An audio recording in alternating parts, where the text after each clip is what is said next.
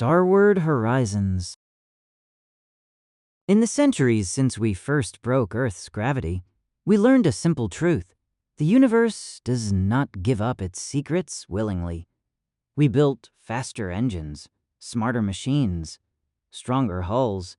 We pushed outward into the darkness until the night sky became a map of human lights. But the deeper we go, the more we find signs we cannot explain. Structures too old to measure, signals with no source, worlds that look arranged. Somewhere beyond the charted lanes, a pattern is emerging, one that suggests we are not the first to reach for the stars, and whatever came before us may not be gone. This is the starship Argo. This is Captain Raphael A. Sterling. The quest for the infinite begins here. Episode 5. The Borrower's Mark. The first time Kaori Tanaka brought the hush field online in open space, the Argo looked on every camera feed like it had decided to step half a pace to the side of the universe. Nothing dramatic happened. No cloak of darkness. No shimmering invisibility. No cinematic vanishing. The stars behind the ship simply dimmed a fraction, as if the Argo's silhouette had become too polite to interrupt the background. In engineering, Tanaka watched a wall of graphs that had no right to look that calm. "It's stable," she said, almost disappointed. "It's stable." Dr. Soren Kale's voice came through on the lab comm, soft with wonder. "A field that subtracts attention," he murmured, like he was tasting the words. "Not hiding by force, hiding by making you forget to look." Commander Livia Cade didn't sound impressed. "That's what pickpockets do." Tanaka exhaled through her nose. "This is physics, not a street corner." Cade's reply was immediate. "Physics doesn't take memories as payment." The comm went quiet. In the lab, Sterling stood with his hands behind his back, eyes on the projections. The hush field's layers were displayed like nested shells, phase-canceling geometry tuned to slide incoming resonance around the ship instead of letting it catch. He felt the quiet when it came up, not in his ears, not in his bones, but in the way the ship's background hum seemed to move away from him, like a room becoming larger. Petrov watched him rather than the graphs. "How does it feel?" she asked. Sterling answered carefully. "Like we're less present." Petrov didn't look away. "And your thoughts?" Sterling hesitated. A memory tried to surface, something about rain, about heat on stone, and found only smoothness. "My thoughts are mine," he said. It was true. It was also insufficient. Petrov accepted neither reassurance nor denial. "Good," she said, and tapped her tablet. "Keep the exposure to low cycles. We don't know if long-term suppression has neurological side effects." Cade stepped into the lab doorway like she belonged there. "Captain," she said, "Calder says you want to run the first jump with the hush field partially engaged." Sterling nodded. "We need to know what it does to navigation and comms." Cade's eyes narrowed. "We also need to know what it does to us." Tanaka's irritation flared. "It doesn't do anything to you unless you let it couple to your brain rhythms. That's what the resonance canceller is for." Cade's expression didn't soften. "You keep saying, 'unless.'" Kale's voice came again. Quieter. "Commander Cade is not wrong to fear the word 'unless.' We've been living in it." Sterling let the tension hang long enough for everyone to feel it, then broke it with a decision. "We'll jump with the hush field at 10% of envelope," he said. "Resonance canceller active. Medical monitoring continuous. If anything feels wrong, we shut it down immediately." Tanaka nodded, relieved to have parameters. "Aye." Cade didn't nod. She never nodded when she wanted it known she disagreed, but she didn't argue further. Petrov, still watching Sterling, said quietly, "And if something pings us again?" Sterling knew what she meant. The soft patterned fluctuation Calder had reported, an almost gentle check from the direction of the Null Chapel. "We'll know," he said, "and we'll decide what kind of universe we want to be in." Petrov's mouth tightened slightly. Sometimes the universe decides first. Sterling left the lab with the hush field humming faintly behind him, and the sensation of being a little less anchored to everything. On the bridge, Commander Daniel Calder had the lattice map up. Those points and paths that now lived like a second navigation layer beneath all the old charts. The hub cluster glowed in a region of space labeled only with empty data and the word unknown. Calder's eyes were bright in the way that worried Sterling. "You haven't slept," Sterling said. Calder didn't deny it. "Captain, the map from the Null Chapel isn't just a suggestion, it's a route. And," he gestured at the display, "there are nodes we've missed. We only saw a fraction before. The chapel showed us the stairs, not just the rooms." Cade stood at tactical, arms folded. Stairs go both ways. Kale sat at science, posture relaxed, but eyes intent. "The network is not random," he said. "The nodes form a topology that looks like access control, like someone built an infrastructure, the kind you don't want strangers to wander through." Sterling leaned against the command rail, "And yet it invited us." Kale's gaze lifted. "It accepted payment," he corrected gently. "Invitation implies generosity. This was a transaction." Cade's mouth twitched. "Thank you, Doctor. Someone should keep words honest." Tanaka's voice came over comm from engineering. "Hushfield ready for limited cycle. Canceller synced." Petrov's voice followed, crisp. "Medbay monitoring established. Bridge crew biometrics are live." Sterling nodded once. "All stations report." Calder. "Navigation ready." Kale. "Science ready." Cade. "Security ready." The helmsman. "FTL solution plotted." Sterling looked at the star field beyond the viewport. The Argo felt steady beneath his feet. It always did. It felt like a promise. "Engage," he said. The jump came like it always had. Space folding, stars stretching. But inside the hush field, it also felt like passing through a room with thick curtains. The Argo arrived in a new system with a softness that made Calder blink and then swear quietly. "What?" Sterling asked. Calder stared at his console.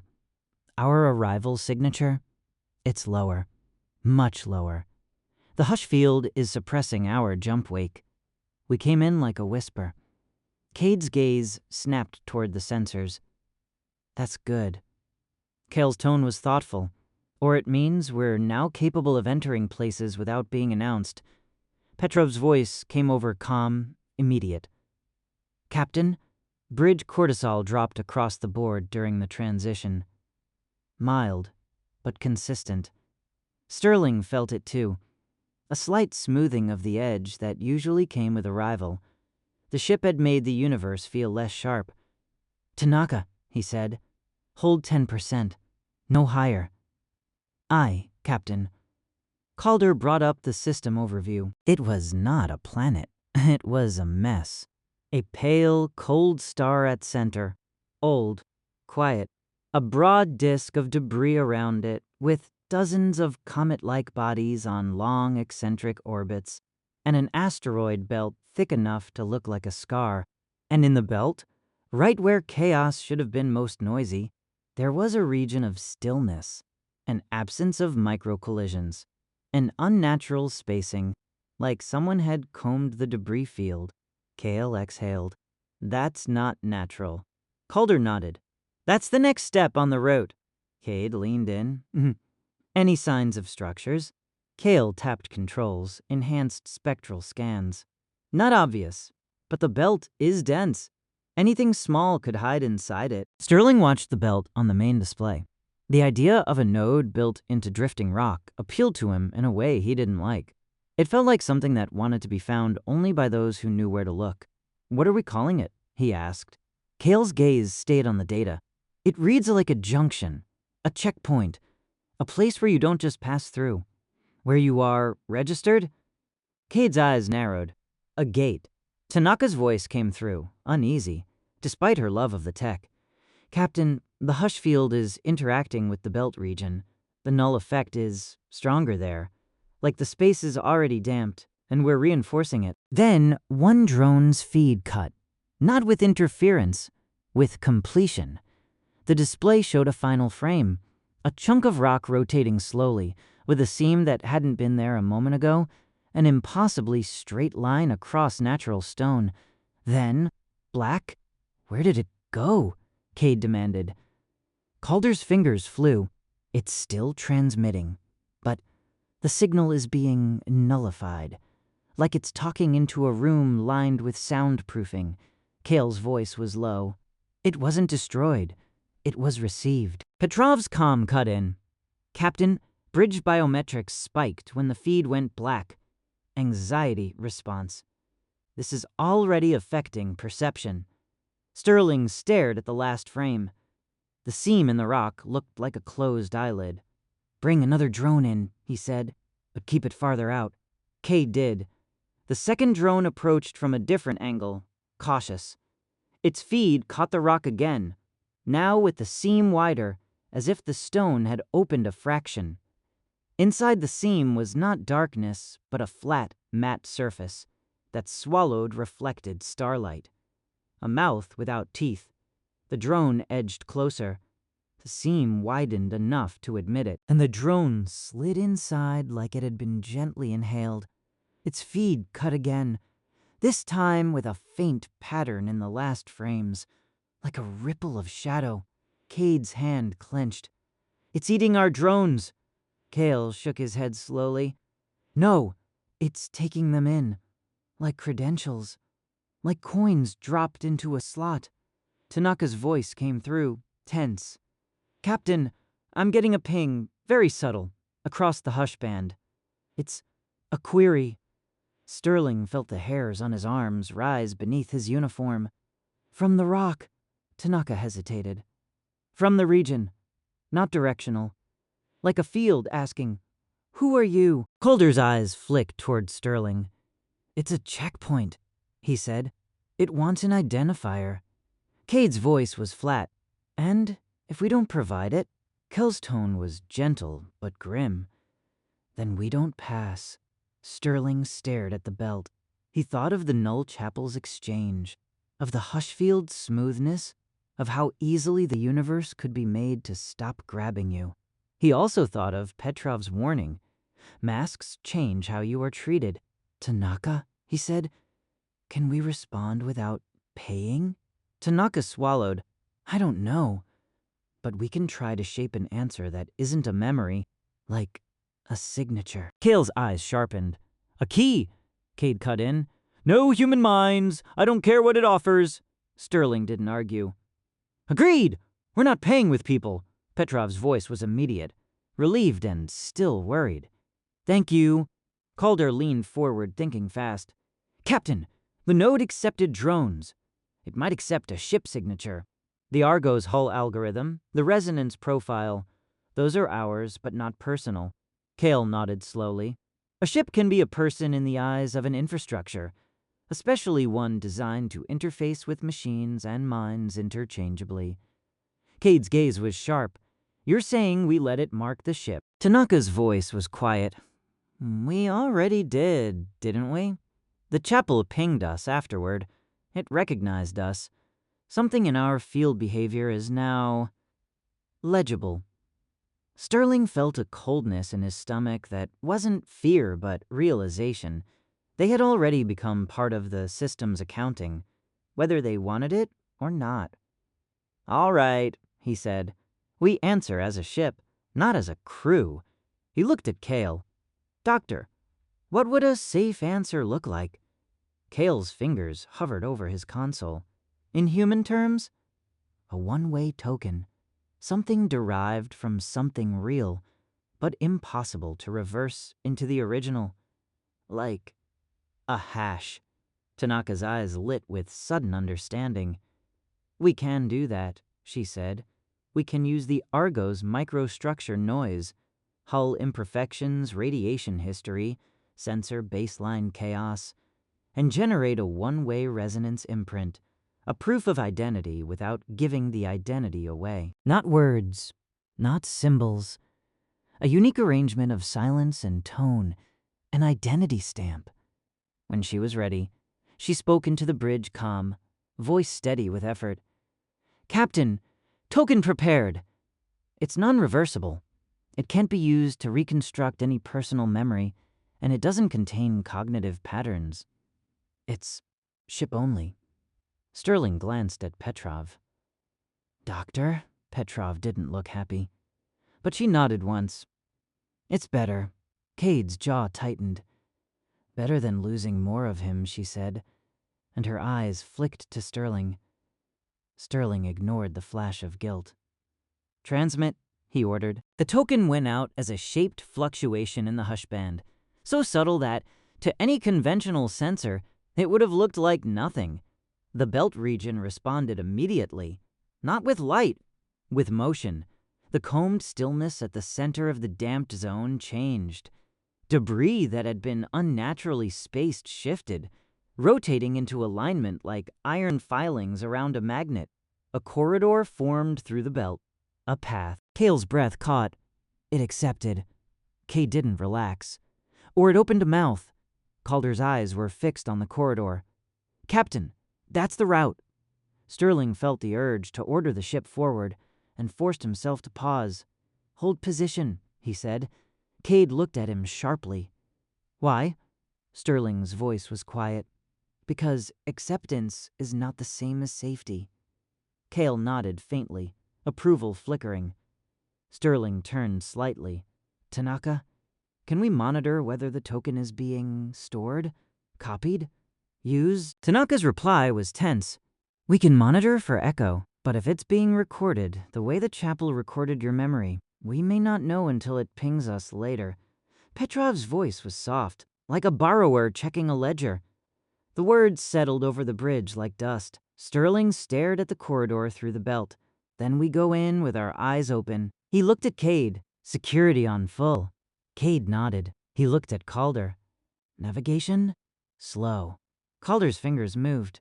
"Aye." The Argo entered the corridor. The debris field slid around them with unnatural grace, rocks turning as if guided by hands. The hush field held steady. The resonance canceller thrummed quietly in the background, like a heartbeat that refused to synchronize with anything external. Sterling watched the external cameras as the corridor tightened. Ahead, the rock that had swallowed the drones rotated into view. Its seam was open now, wide enough to reveal an interior surface, smooth, matte, and shaped like a tunnel mouth. Calder's voice was tight. "Captain, it's opening for us." Cade muttered, "I hate being welcomed." The Argo drifted closer. Then something happened that none of them expected. The Argo's sensors, those newly quieter sensors, caught a faint pattern in the damped region that didn't belong to the node, a second signature. Different from theirs. Old, faint, humanly familiar in the way a distant radio broadcast is familiar. Cale's head snapped up. "Wait!" Calder froze his hands mid-command. "What is it?" Cale's voice dropped. "There's another trace in the ledger space. Not active, not transmitting, but it has harmonics similar to ours." Sterling's throat tightened. "You're saying someone else has been here?" Cade's eyes narrowed. "Someone from Earth," Cale hesitated. "Or something that sounds enough like us to confuse the pattern?" Petrov's voice was low. "Or a ship that never came home." Silence settled over the bridge. Sterling stared at the opening seam in the rock and imagined the Argo's token being filed beside another, older one, dusty in a ledger that didn't care about human time. He made a decision with the weight of a captain who understood what it meant to leave questions unanswered. "We proceed," he said, "but we do not enter blind. Drones first, again." With tether, Cade launched a drone with a physical signal tether, an old trick, a literal line, because Sometimes the newest technology didn't beat a rope. The drone approached the seam and slid inside. This time, the feed stayed. Inside was not a cave. It was architecture. A tunnel of matte black surfaces that absorbed light and made the drone's own LEDs seem dim. Along the tunnel walls were shallow grooves. No glowing symbols, no readable markings, just patterns that looked like the physical imprint of sound waves frozen in stone. The drone moved forward and emerged into a chamber. It was a ledger. There was no better word. The chamber was large, spherical, with hundreds, maybe thousands, of thin black panels suspended in the air, like pages in a book. They rotated slowly, silent, each panel reflecting almost nothing. At the chamber's center hovered a shape, not a ring this time, but a shard of darkness, like a triangular piece of night. The drone's sensors registered the hush field being measured, not attacked, measured. A query made into action. "Is this you?" Tanaka's voice came over the bridge comm, breathless. "Captains, the node is mapping our token response. It's verifying." Kale's eyes were fixed on the drone feed. "This is not a library," he said quietly. "It's a registry." Cade's jaw clenched. "So now we're in the system." Sterling felt the word settle in him like a mark. The drone drifted closer to one of the suspended panels. Its camera angle shifted, and for a heartbeat, Sterling felt his stomach drop. On the panel's surface, barely visible, was a faint pattern of wear. Not symbols, not text. A human-made scratch. 3 short lines and a longer one. A tally mark. Cade saw it too. "Captain," Petrov's voice went very small. "Someone tried to count." Kale leaned in, eyes searching. "Or tried to leave proof of self." Sterling stared at the tally marks like they were a ghost. "Can we bring that panel into better view?" he asked. Tanaka's voice was strained. "If we move the drone too aggressively, it might trigger a response. But we can try." The drone shifted, slow, respectful. As it did, the panel rotated slightly, almost as if it noticed. The shard at the center of the chamber shifted orientation, and the suspended panels changed their rotation speed, subtle as breath, a reaction. Not hostile. Aware. Calder's voice was tight. "Captain, it's responding to the drone's movement like a person tracking something with their eyes." Sterling swallowed. "It's not a machine." Kale's voice was low. "Or it's a machine built to behave like a caretaker." Cade's hand hovered near her controls, as if she could shoot a concept. "Caretakers lock doors." Petrov's voice cut in, urgent. "Captain, if this is a registry, and it's verifying our token, then it's also, by definition, creating a record. That record can be used." Sterling nodded slowly. "I know." The shard at the chamber's center rotated again, and the drone feed flickered, not with static, but with a sudden overlay of the hush band query rendered visually, not symbols. A sensation translated into image, a branching choice.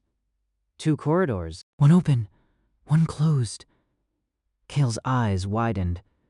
"It's offering a route. Conditional." Calder's fingers tightened on his console. "A gate." Cade's voice was flat. "What's the condition?" Tanaka's voice trembled. "It wants confirmation, not of identity. We gave that. It wants intent." Sterling felt a cold pressure in his chest. "Intent." Kale nodded slowly. "Not who you are, why you're here," Petrov whispered. "A chapel and a registry. Now a confessional." Cade looked at Sterling. "Captain, don't!" Sterling didn't answer immediately. He stared at the 2 corridors on the feed. He felt the weight of their mission. Seeking knowledge, finding tech, improving the ship, exploring new worlds. He also felt the creeping reality that the network wasn't just a series of treasure rooms. It was a system with rules. and every rule was a kind of power. "We answer truthfully," Sterling said. Cade's eyes narrowed. "Truth gets you killed." Sterling's voice was quiet. "Lies get you owned." He looked at Tanaka. "Can we shape intent as a token the way we shaped identity?" Tanaka swallowed. "We can shape a commitment pattern, a constraint, like a promise in the physics." Kale's eyes sharpened. "A lock." Petrov's voice turned hard. "A self-binding." Sterling nodded. "Do it!" "But we choose the binding." Cade stepped forward, anger and fear battling in her posture. "Captain, you bind the ship. You bind all of us." Sterling met her eyes. "Then tell me what we should bind to." Cade hesitated, because she was used to saying no, not to writing oaths. Petrov spoke quietly. "Bind to withdrawal. Bind to the ability to leave." Kale added, "Bind to consent, that we will not take what is offered by force." Calder's voice was low. "Bind to return, that if we learn, we bring something back to the species that sent us." Cade's mouth tightened. "Bind to not sacrificing crew for technology." Sterling felt the words settle. They were not poetry. They were guardrails. He nodded. "Tanaka, shape intent as a constraint token. Include withdrawal, consent, return. Crew priority." Tanaka's hands moved, fast and precise. "Aye, Captain." She built the intent token using the same method. One way, non-reversible, derived from the Argo's own systems, but now encoding limits, boundaries that would show up as predictable responses in the hush band if they tried to violate them. A promise made into physics. When she was ready, she spoke softly. "It's done." Sterling exhaled. "Transmit." The token went out. The shard at the registry center rotated, and the suspended panels shifted again, not chaotically but harmoniously, like a flock turning. One corridor in the drone overlay brightened. The other dimmed into nothing. Kale's voice was almost reverent. It accepted the promise. Cade's voice was not reverent at all, or it liked the leash. Sterling didn't argue. He felt the uncomfortable truth. A promise is always a leash, even when you choose it. The registry chamber responded with one more change. One of the suspended panels drifted toward the drone and rotated, presenting its surface like an offered palm. On it, the drone camera caught a new pattern, formed not of symbols but of geometry and field behavior. Tanaka inhaled sharply. "Captain, it's giving us something." Kale leaned forward. "A tool?" Tanaka's voice was breathless. "A protocol, a way to speak in the hush band without being erased. A handshake." Petrov's eyes narrowed. "A safe exchange mechanism." Cade's tone was suspicious. "Define safe." Tanaka shook her head slightly, overwhelmed. "Not safe. Safer. It's a way to provide proof without paying in memories. It's a public key for minds and machines." Kell whispered, "A quiet language." Sterling stared at the feed. "Can we implement it?" Tanaka's voice steadied. "Yes, it will take hours, but it's within our capability." Calder's voice cracked with relief and excitement. "Captain, that changes everything. No more." He stopped himself, glancing at Sterling, not wanting to say no more memory losses. Sterling nodded slowly. "Do it." The drone backed away from the offered panel carefully. The panel drifted back into the swarm like a page returning to a book. The seam in the rock outside began to close. Not threatening, concluding. As the corridor through the belt remained open, the Argo drifted forward, past the rock gate, into the damped region beyond. On the main display, Cull overlaid the updated route. The registry had not just offered a handshake protocol, it had updated their map. A new stepping stone flashed into existence on the lattice plot, one closer to the hub, and beside it, faint but unmistakable, was the echo trace Kale had detected earlier. The older signature. The possible human remnant. Cade stared at it. "Captain, if that's a ship, and it never left." Petrov's voice was quiet. Then we may be following someone's path into a place they couldn't survive. Sterling felt his jaw tighten. He thought again of tally marks scratched into a panel in a room that recorded identities, like debts. We don't follow blindly, he said. We follow with eyes, and with promises. Cade muttered. Promises don't stop bullets. Sterling looked at her. No, he agreed. But they stop us from becoming the thing that fires them. Kay didn't answer, but her posture shifted a fraction, like she'd heard him. In engineering, Tanaka worked for 6 straight hours implementing the handshake protocol. It wasn't a file. It wasn't code in the human sense. It was a set of behaviors. How to shape a field response so that an external system could verify your proof without learning your secrets. How to speak in silence without being stripped. She built it into the Argo's hush field controller, and then, carefully, into the resonance canceller, so that the crew's minds would have an additional layer of protection. Petrov sat nearby, monitoring Sterling's neurological baseline. She didn't speak much. Neither did Sterling. At one point, as Tanaka adjusted a parameter, the Argo's internal hum dipped for a fraction of a second. A micro-hush that made the air feel too smooth. Sterling blinked and, for a heartbeat, smelled something he couldn't name. Heat, stone, ozone, a phantom of rain. Then it was gone. He looked at Petrov. She was already looking at him, eyes sharp. What? She asked. Sterling hesitated. Nothing, he said. Petrov didn't accept it. Captain, Sterling exhaled. I thought I remembered something. Petrov's expression softened, just a fraction. And then you didn't. Sterling nodded.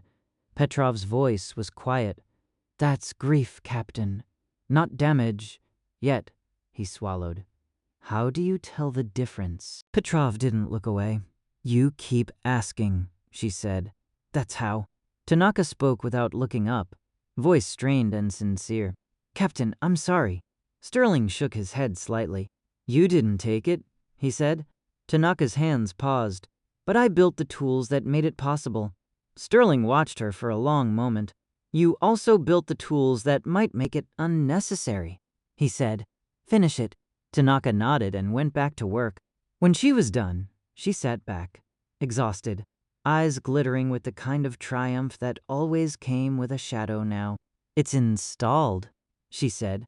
We have a handshake. Cade, standing at the doorway like a sentinel, asked the only question that mattered. Does it stop them from taking? Tanaka's answer was honest. It makes taking harder. It makes stealing obvious. It gives us options besides payment.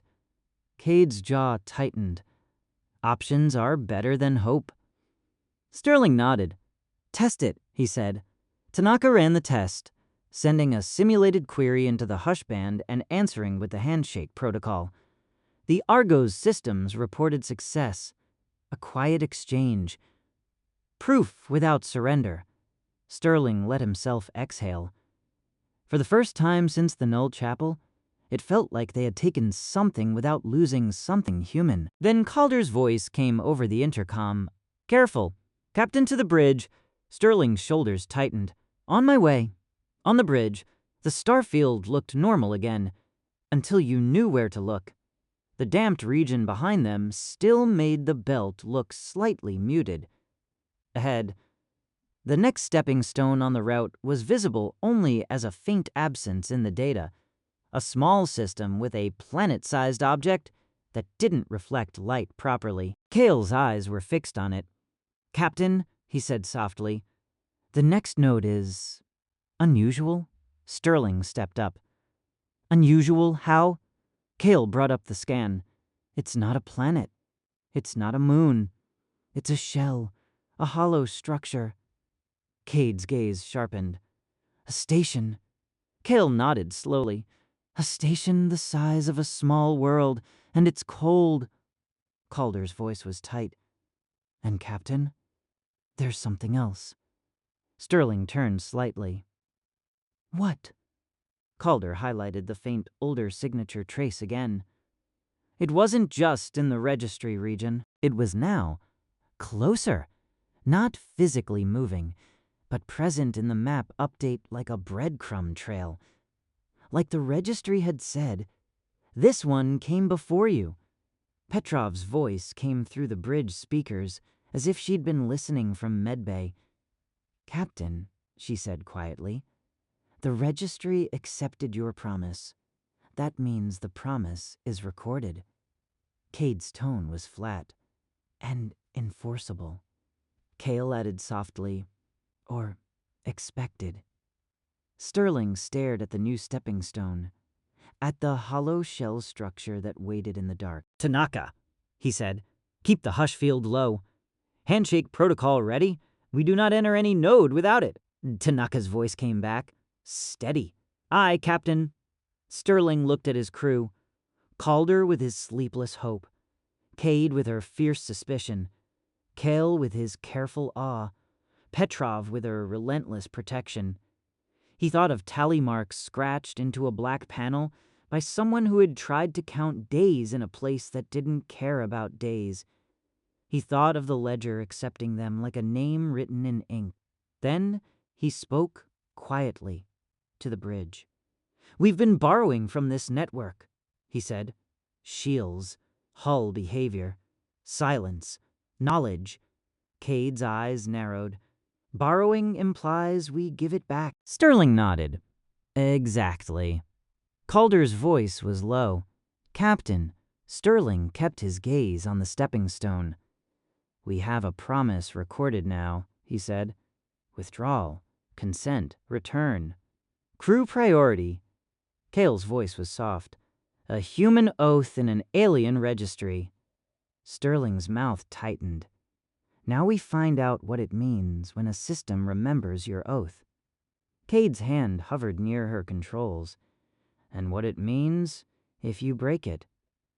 Sterling didn't look away. "Then we don't."